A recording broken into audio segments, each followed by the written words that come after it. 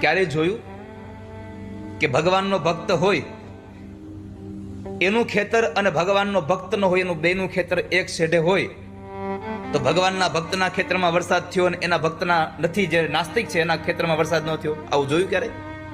ભગવાન બધાને આપે છે. એકવાર એક નાસ્તિક માણસ ભૂખ બહુ લાગી એટલે અન્ન ક્ષેત્રમાં ગયો. કોઈ દિવસ ભગવાનનું નામ ન લે.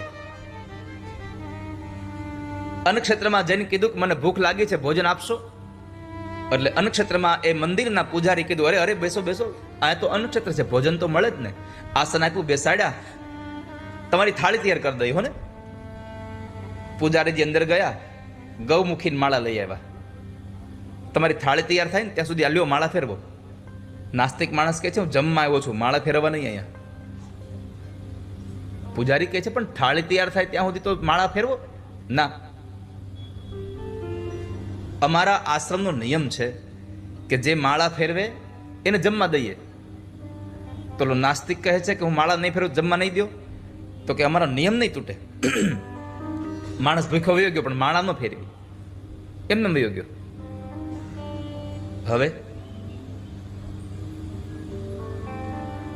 સાંજ થઈ, પૂજારી મંદિરમાં જાય છે.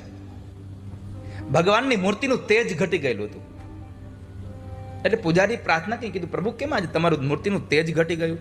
એટલે ગર્ભગૃહમાં અવાજ આવ્યો કે એક માણસ ભૂખ્યો ગયો ને એટલે મને દુઃખ લાગ્યું છે. પૂજારી કહે છે બાપજી અમે ભૂખ્યો નથી કાઢ્યો હો,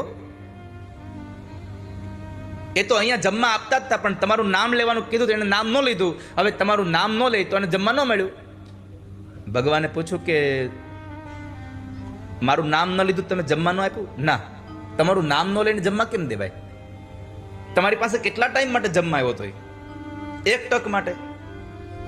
અને પછી ભગવાન બોલ્યા છે કે સાંભળો પૂજારી, તમારી પાસે એક ટક માટે જમવા આવેલા માણસે મારું નામ ન લીધું તો તમે જમવા ન આપ્યું.